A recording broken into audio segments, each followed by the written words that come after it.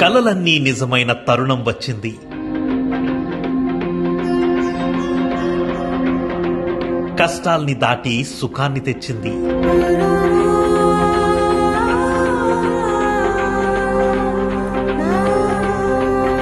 చంద్రన్న చొరవతో ఈ సామాన్య కుటుంబం సొంతింటి స్వప్నం సాకారమయ్యింది.